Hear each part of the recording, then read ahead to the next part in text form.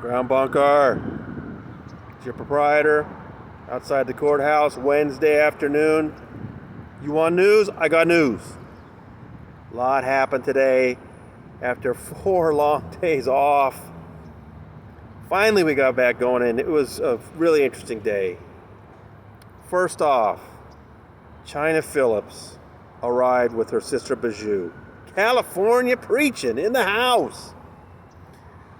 China is married to Billy Baldwin. Like I said, she's Bijou's sister. And the reason why I mention her YouTube vlog is she's an evangelical Christian. And the name of the vlog is California Preaching. And I check on it once in a while because she's a classic social media oversharer. And so she's actually, I think, inadvertently tipped me to some interesting stories because she can't help talking about her family. You might remember the time, for example, she went over to Bijou and Danny's house and interviewed Bijou about Danny. Talk about terrible timing. While the guy's facing criminal charges, she asks her sister about him, and Bijou calls him a strong island type, meaning a very macho guy. Not the smartest thing to say when he's facing rape charges. Anyway, so I've enjoyed checking in on China's blog, and it was fun to see her in court today. And then she was joined a little later by Mackenzie. So all 3 sisters were sitting in the front row. And there was also Christopher and Alana. No Jordan today. So things got off to an interesting start. Before the jury even came in, defense attorney Karen Goldstein objected to Leah Remini's tweet storm from yesterday or the day before. I don't remember exactly when. Leah put up this 36 tweet thread about the trial, about the things being revealed in it, that if that these poor women found that if you try to report somebody like Masterson, Scientology policies are that victims pulled it in, they face expulsion, all the stuff we've been learning about in the trial. But Leah put it so strongly. I mean, you got to see these tweets if you haven't. She really nailed it. So Karen Goldstein this morning was telling the judge, this might prevent Danny from having a fair trial. Leah tweeted. Well, when Mueller got a chance to respond, he said, I haven't seen it. And as far as he was concerned, lots of people are covering the trial, and there's plenty of podcasts about it. It doesn't affect us here. And then the judge agreed, saying that, she's not checking Leah's feed. She's just ruling by law. And I have a feeling that if it was Cohen bringing this up, he would have moved for a mistrial. But Judge Olmedo just said, you can lodge a complaint, that's fine. And Karen Goldstein said, thank you, Your Honor. And that was it. But it was just, one of the things we've been talking about is Danny's previous defense team. There's no question they were taking directions from David Miscavige and the Church of Scientology. It kind of messed things up. And so Cohen and Goldstein have made point numerous times that they're not doing that. They want Scientology out of it. They're trying to give the impression that they're not taking any direction from the Church of Scientology.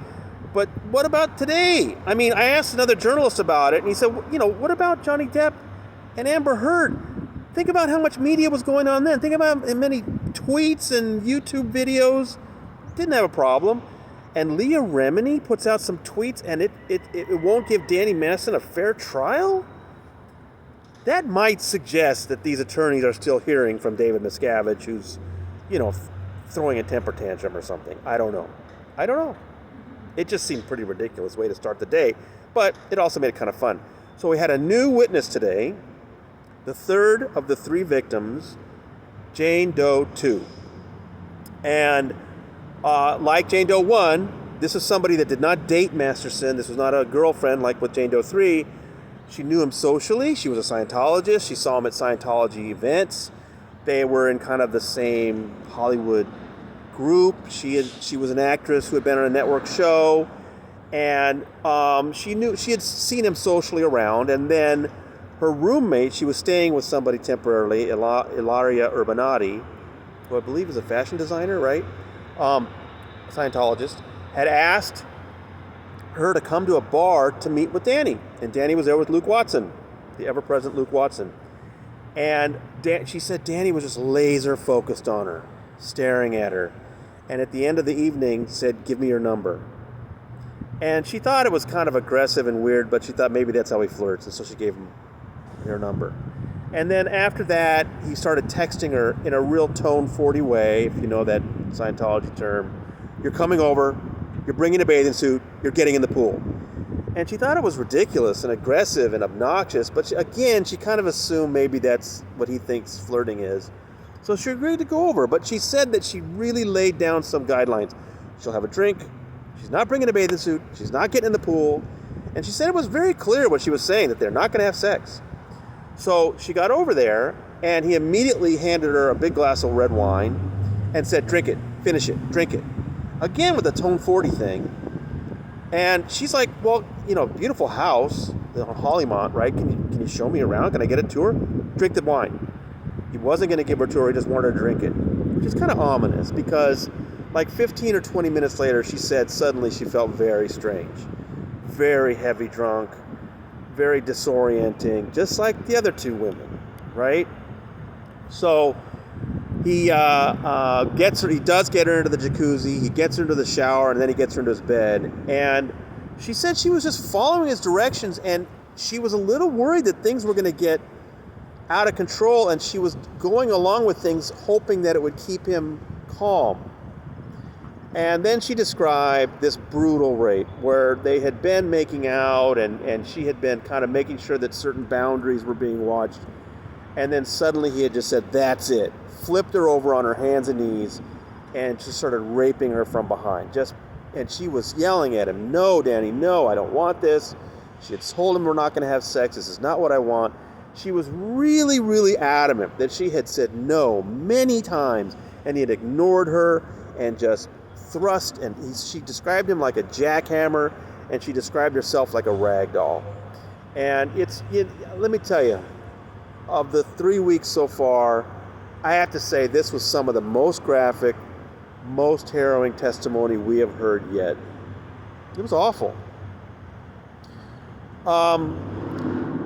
And then, what's interesting with her is she describes how right away she was trying to process what had happened.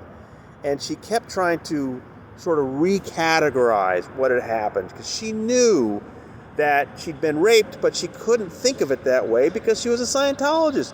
She'd apparently been through this before. She described how a previous boyfriend had sexually assaulted her, a Scientologist.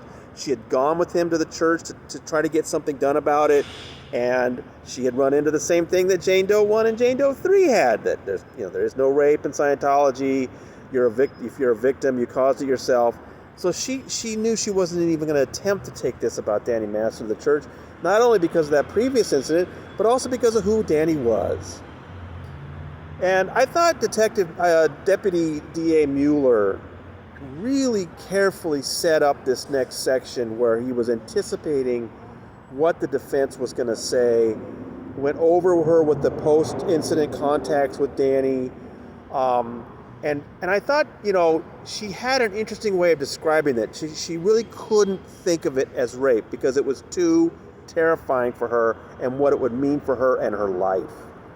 So I thought that was well done.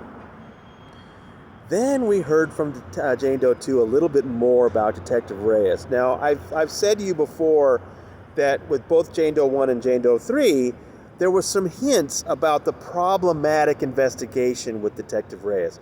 And if you remember all the way back to my original story in March 2017 when I first broke this story, I reported how these women were angry about how the investigation was going. And I even quoted from a letter from Jane Doe 3 to the chief of LAPD complaining about how bad it was.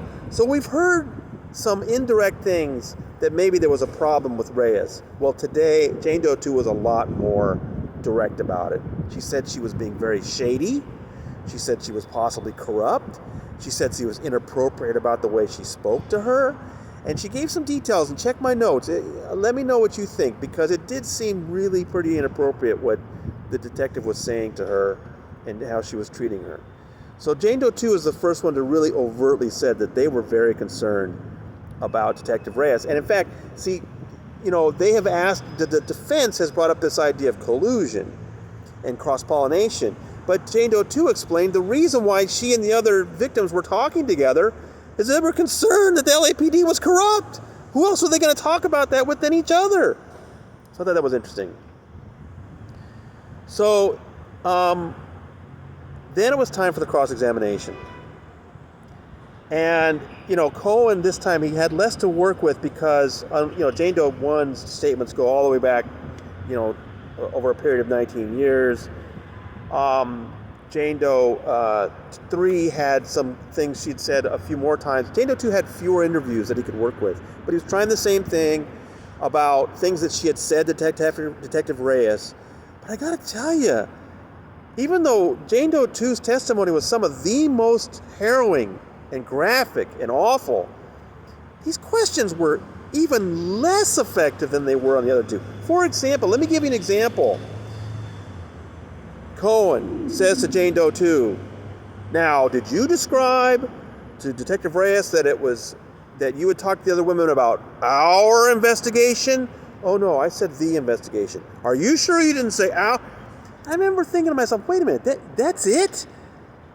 You're trying to make it look like she's lying or something because she referred to this case with two other women being raped by the same man, our investigation?